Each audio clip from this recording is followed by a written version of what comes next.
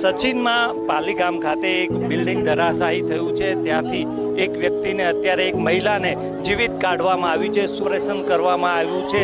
આ બિલ્ડિંગ થોડો સમય પહેલાં ધરાશાયી થયું અને અહીંયા સુરત ફાયર બ્રિગેડ પહોંચી છે અને તેમણે તાબડતોબ રેસ્ક્યુ ઓપરેશન હાથ ધર્યું છે. અને જોઈ શકાય છે કે 108ના જે સભ્યો છે, સુરતના ફાયર બ્રિગેડના જે લાશ્કરો છે, એ તમામ અહીંયા પહોંચ્યા છે અને તેઓ અહીંયા આ મહિલાને અંદરથી કાટમાળની અંદરથી રેસ્ક્યુ કરી અને અહીંયા બહાર લઈ જઈ રહ્યા છે.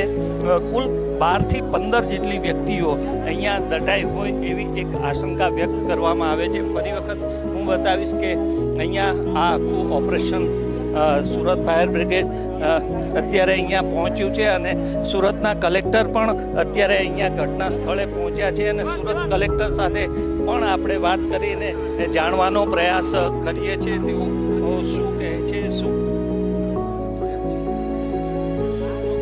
તેઓ થોડી વારમાં વાત કરી રહ્યા છે. પણ સુરત ફાયર બ્રિગેડ દ્વારા આ એક રેસ્ક્યુ કરવામાં આવ્યું છે અને અહીંયા જોઈ શકાય છે કે આ 5 માળનું જે બિલ્ડિંગ હતું એ ધરાશાયી થયું અને ત્યારબાદ લાશ્કરોએ અત્યારે આ જે જગ્યાએ ઊભા છે એ જગ્યાએ તેમણે ફરી એક બીજું રેસ્ક્યુ પણ શરૂ કર્યું છે. ત્યાં હજુ પણ કેટલાક લોકો દટાયેલા હોવાની આશંકા વ્યક્ત કરવામાં આવી રહી છે અને સુરત ફાયર બ્રિગેડની આખી ટીમ અહીંયા લાગી છે અને અન્ય લોકોને બચાવવાની કામગીરી ચાલી રહી છે.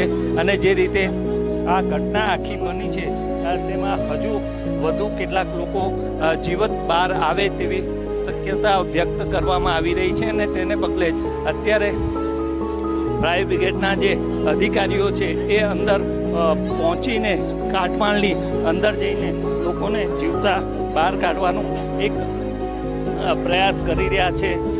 છેલ્લા 1 કલાક દરમિયાનથી આ ઓપરેશન ચાલી રહ્યું છે. ફાયર બ્રિગેડને એક મહિલાને જીવતી બહાર કાઢવામાં સફળતા મળી છે અને વધુ પણ પ્રયત્નો ચાલી રહ્યા છે. કેમેરામેન સરજુ પારેખ સાથે શૈલેષ ત્રિવેદી, વીટીવી ન્યૂઝ, સુરત.